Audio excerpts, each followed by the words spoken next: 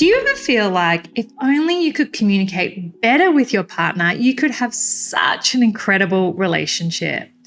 Over the last decade, I've worked with hundreds of couples, and one of the things I've learned as a couples therapist is that communication is essential to connection and intimacy. In this video, I'm going to share 10 strategies for effective communication that I have used with hundreds of couples in the therapy room or on one of my immersive couples therapy retreats, helping them to move from often disconnection and communication gridlock to deeper connection and intimacy.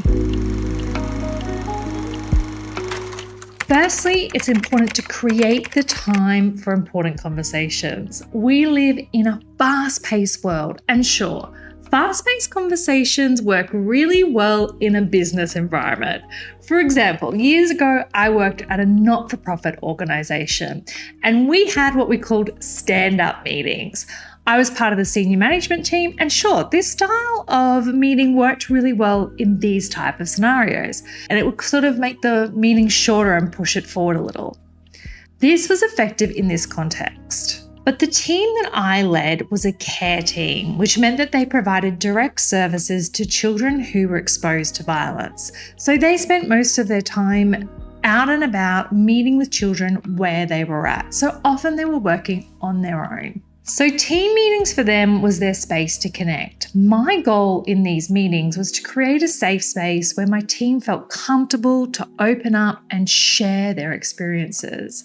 I wanted them to feel safe to bring the hard stuff to the team, to let out any emotion that they need to share if that's what they needed, to be a little bit silly, have a laugh together, or to share any struggles and get the support that they needed. In your relationship, you don't want to have a stand-up meeting. If you're feeling vulnerable or if you're a little anxious about what you're about to say to your partner, it may take some time to establish safety in the conversation. It's important to remember that the goal of the conversation in your relationship is not to glean the high-level details, but rather to create the space for our partner to feel safe enough to be vulnerable and open up and get what they need from us. This is the goal in connection.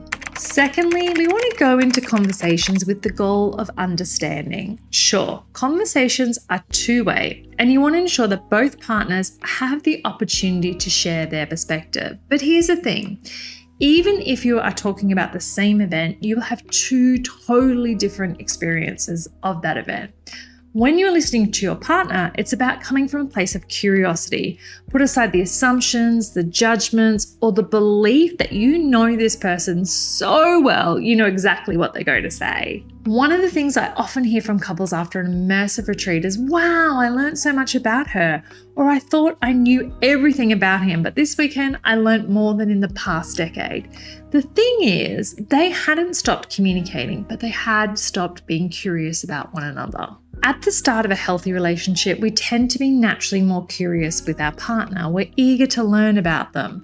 But after we've been in a relationship for a while, we can get caught thinking we know everything, when the reality is we will never know everything about our partner because we are always continuing to learn and grow. We have new experiences, we develop new insights. And the thing that actually never ceases to blow me away as a therapist is, given an emotional space to do so, how much someone can learn about themselves.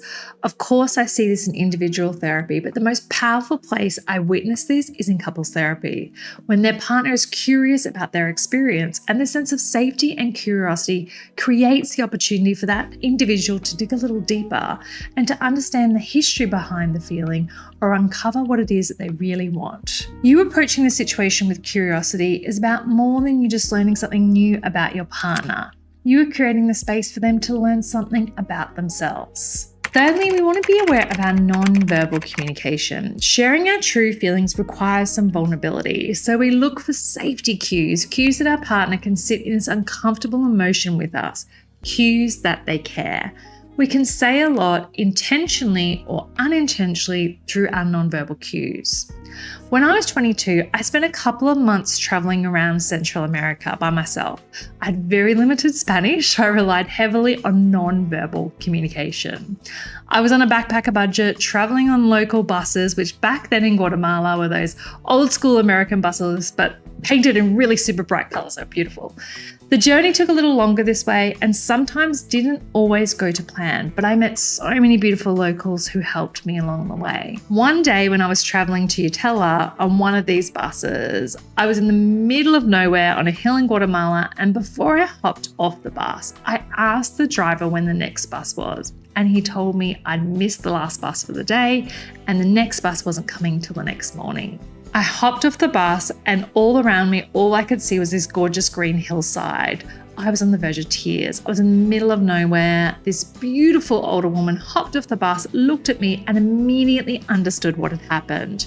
She took my hand, she looked me in the eyes, and with no verbal communication, she told me everything was going to be okay. I was safe. She guided me back to her home on the side of the mountain, and sure, we later chatted through broken Spanish with the assistance of my Spanish guidebook. But in the moment, I was terrified at the thought of spending the night on the side of the road. It was the non-verbal cues that she gave me that provided me more reassurance than any words could have. I could see the kindness in her eyes, the way that she looked at me like her child, the reassuring touch. Her eyes told me I was safe, and her smile let me know I was going to be okay. When your partner is feeling big emotion, this is what they are looking for from you. Those cues that they are safe. You're there for me. You are not going anywhere. It's going to be okay because we will get through this together. It may not be a perfect solution, but you'll figure it out. In sitting with hundreds of couples in the most vulnerable moments, I have seen the power of reassurance in the slightest nonverbal cue. Hand on a knee, unwavering eye contact, the emotion on their face that says, I feel for you. These signals provide the safety cues for their partner to know that they are safe. Everything is going to be okay. And this safety allows them to open up and share their experience. Allow space for silence. I remember one of my couples telling me they had been talking about our previous session and how comfortable I must be in the uncomfortable, how I'd helped them hold the silence in a moment when they would have normally jumped in and solutioned away their partner's emotions. But having that silence allowed the speaking partner the space to connect with what they were feeling and share this. And this had not only allowed them to better understand themselves and each other, but also to really connect with each other in that moment. I'll let you into a little secret. This is a skill I had to learn as a therapist. Not the sitting in the uncomfortability part. That part has always been kind of okay for me. But the part of slowing the conversation down and not jumping in, because the second part of this, allowing space, is being quiet, being in silence. I grew up in a big family, 5 kids, there was never enough airtime, so you tended to talk over the top of each other. I mean, it still happens now when we all get together. Assuming we know what the other person is going to say, it's not even that you just finish their sentence. Sometimes you just skip that part of the conversation entirely. Like, yeah, I know what you're going to say there, so let's just dive on to the next point. I remember a friend commenting that sometimes listening to me and my siblings, she couldn't follow the conversation. And that makes sense because half the conversation wasn't spoken.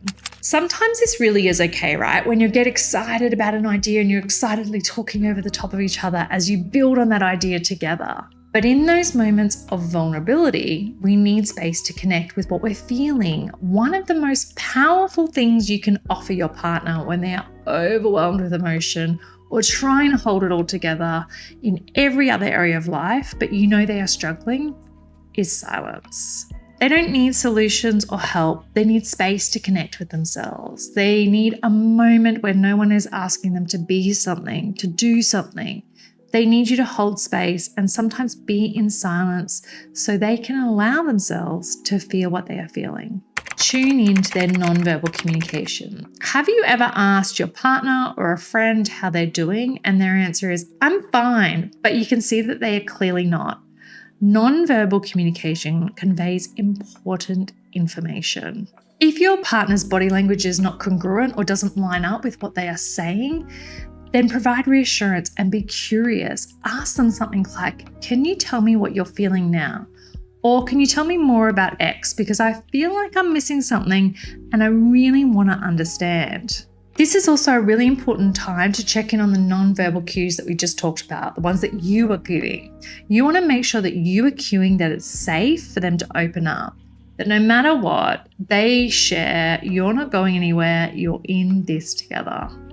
Know when you're in reactive communication and pause conflict to regulate. One of the biggest mistakes we can make in our communication is trying to communicate when we are caught in reactive communication.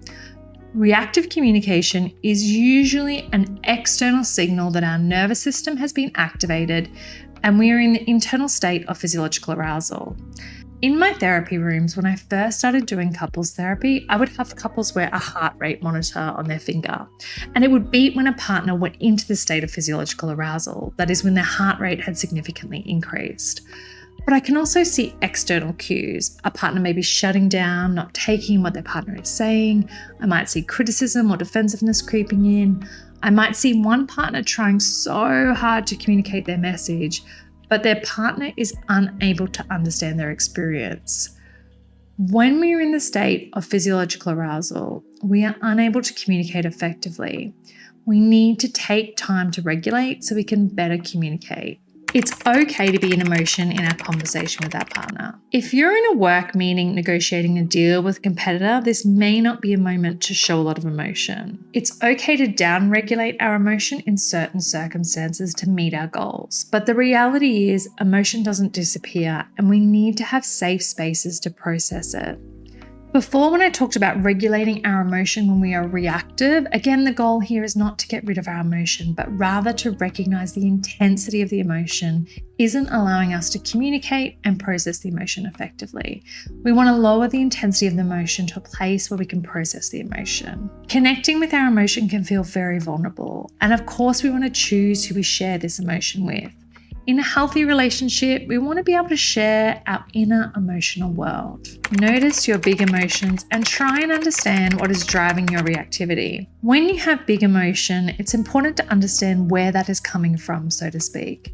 Sure, this thing happening in this moment may be part of why we are feeling that way, but in most circumstances, we are feeling very intense emotions. We have a history with this emotion, or there are things outside of the current moment contributing to the way that we feel. Understanding this helps to better understand ourselves and to know how and why some events or situations may lead to intense emotions.